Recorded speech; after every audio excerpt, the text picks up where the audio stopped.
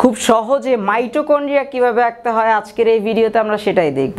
Mitochondria উদ্ভিদ কোষ এবং প্রাণী কোষের প্রধান অঙ্গাণু এবং কি হয় মাইটোকন্ড্রিয়ার মধ্যে। মাইটোকন্ড্রিয়ার মধ্যে যদি আমরা গ্লুকোজ এবং অক্সিজেন সাপ্লাই দিই তাহলে মাইটোকন্ড্রিয়া থেকে আমি এটিপি পাই, সাথে কার্বন ডাই অক্সাইডটা পাই। ওকে, এটা আমাদের মাইটোকন্ড্রিয়ার কাজ।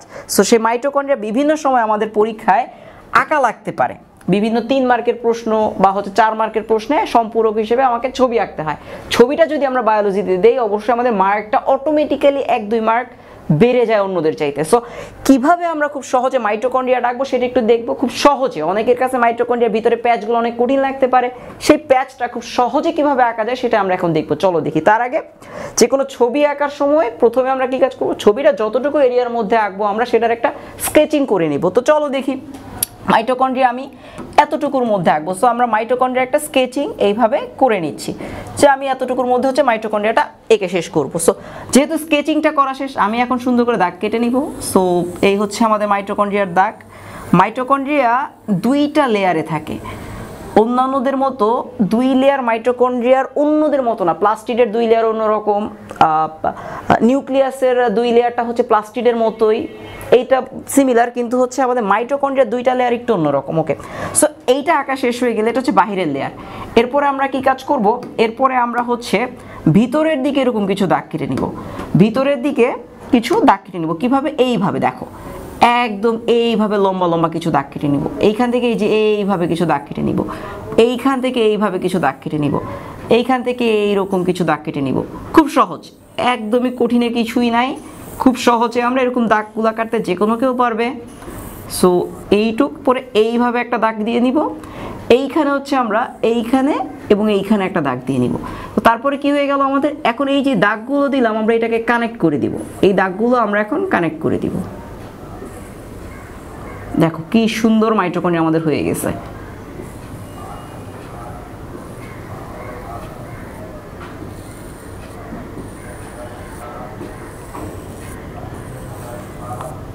সো এই আমাদের মাইটোকন্ড্রিয়াটা হয়ে গেছে। সো দেখো কত সুন্দরভাবে আমরা মাইটোকন্ড্রিয়াটা এঁকে ফেললাম। এখন মূলত যেটা হয়, এটা একটু বোঝানোর জন্য আমরা যেটা করব সেটা এইখানে মাইটোকন্ড্রিয়ার এই যে লেয়ারটা, এই লেয়ারটা মূলত সেকেন্ড একটা লেয়ার। এই যে এই লেয়ার, এইখানে একটা লেয়ার আছে, পুরো একটা লেয়ার আছে।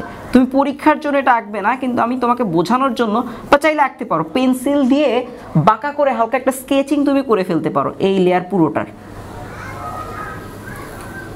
সো এই লেয়ারটার একটা পুরো স্কেচিং তুমি চাইলে করে ফেলতে পারো।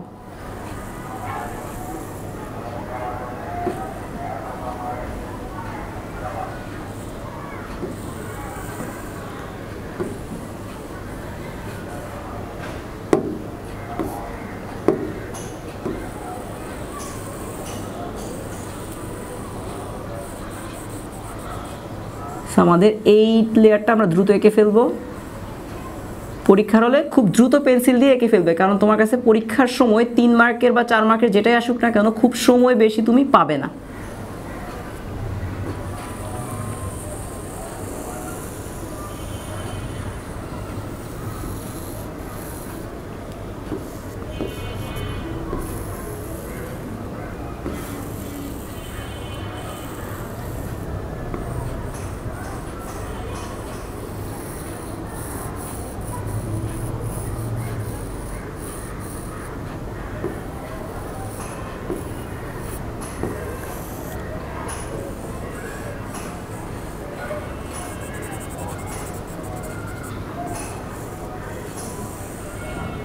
ওকে, আমাদের এই লেয়ারটা আঁকা শেষ। সো এইটা ভিতরের লেয়ার। সো মাইটোকন্ড্রিয়ার 2টা লেয়ার থাকে, একটা বাহিরের লেয়ার, একটা ভিতরের লেয়ার। বাহিরের লেয়ারটা বহিঃস্থ আবরণী এবং ভিতরের লেয়ারটাকে বলা হয় ক্রিস্টি। ওকে, নেক্সট আমরা যেটাতে যাব সেটা মাইটোকন্ড্রিয়ার এই ক্রিস্টি যে ভিতরের লেয়ারটা, এটাতে কিছু এরকম গোলাকৃতির কিছু জিনিসপত্র থাকে, এগুলোকে উৎসেচক বলে। সো গোলাকৃতির কিছু জিনিসপত্র এখানে থাকে। সো এরকম কিছু জিনিসপত্র ভিতরে থাকে। Okay fine. সো আমাদের এইটাকে বলা হয় হচ্ছে অক্সিজোম। সো এটার পরে আমরা কি যাব, আমাদের মূল মাইটোকন্ড্রিয়া আঁকা শেষ। এখন মাইটোকন্ড্রিয়ার ভিতরের যে একটা ম্যাট্রিক্স আছে, যে কোনো কিছুর ভিতরে আমরা জানি শেষে এরকম সাদা সাদা কিছু পোর্শন আমরা এঁকে নিব। সো এইরকম কিছু জিনিসপত্র এঁকে নিব, পেন্সিল দিয়ে আস্তে করে কিছু ডট ডট এঁকে নিবে তোমরা। এবং মোস্ট ইম্পর্টেন্টলি মাইটোকন্ড্রিয়া আঁকার পরে অবশ্যই একটা জিনিস আঁকতে আমরা অবশ্যই ভুলবো না, সেটা কি, সেটা হচ্ছে মাইটোকন্ড্রিয়াতে একটা বৃত্তাকার ডিএনএ আছে, একটা বৃত্তাকার ডিএনএ আছে। এই ডিএনএটা আঁকাটা ভুলবা না, অবশ্যই এঁকে ফেলবা। সো মোটামুটি আমাদের মাইটোকন্ড্রিয়া আঁকা শেষ। অবশ্যই ছবির নিচে আমাদেরকে এখানে লিখতে হবে ফিগার। এটা কিসের ফিগার? এটা হচ্ছে মাইটোকন্ড্রিয়ার ফিগার, FIGURE ফিগার। কার ফিগার? মাইটোকন্ড্রিয়ার। এটা না লিখলে ছবি কখনো ভ্যালিড হয় না। ওকে, যেটা বলবো সেটা হচ্ছে ছবি আঁকার পরে লেভেলিংটা কিভাবে করব। লেভেলিংটা অবশ্যই হচ্ছে পেন্সিল দিয়ে এবং স্কেল দিয়ে হালকা একটা ড্রাফট করে নিব যে কোন পর্যন্ত নামগুলো আমরা শুরু করব। তারপরে যেটা করবে তুমি, তারপরে সুন্দর করে আঁকা শুরু করবে। এটা হচ্ছে বহিস্থ আবরণ।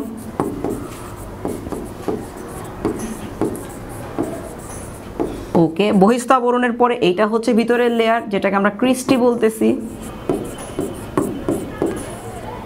ওকে, ক্রিস্টির পরে আমাদের এইগুলো হচ্ছে আমাদের অক্সিজোম, যেটা ক্রিস্টির গায়ে লেগে লেগে থাকে। So oxysome. এরপরে আমাদের কি, আমাদের এটা হচ্ছে আমাদের ম্যাট্রিক্স বা মাতৃকা। ম্যাট্রিক্স সবারই থাকে, এক একজনের ম্যাট্রিক্স এক এক নামে পরিচিত। এটা হচ্ছে ম্যাট্রিক্স বা মাতৃকা। আর এটা হচ্ছে আমাদের বৃত্তাকার ডিএনএ।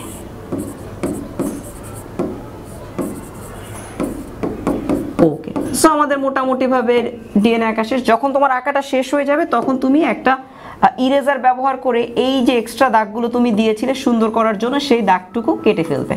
তাহলে তোমার ছবিটা একদম খুব সুন্দর হয়ে যাবে এবং দেখতে প্রফেশনাল একটা লুক চলে আসবে এবং তোমাকে নাম্বার স্যার বেশি দিতে বাধ্য হবে। সো তুমি চাইলে আমাদের বাকি ভিডিওগুলো কিভাবে করতে হয়, কিভাবে আমাদের বাকি ছবিগুলো আঁকতে হয়, আমাদের এই প্লেলিস্টে লিঙ্ক করা আছে, তুমি হচ্ছে দেখে নিতে পারো। ধন্যবাদ সকলকে।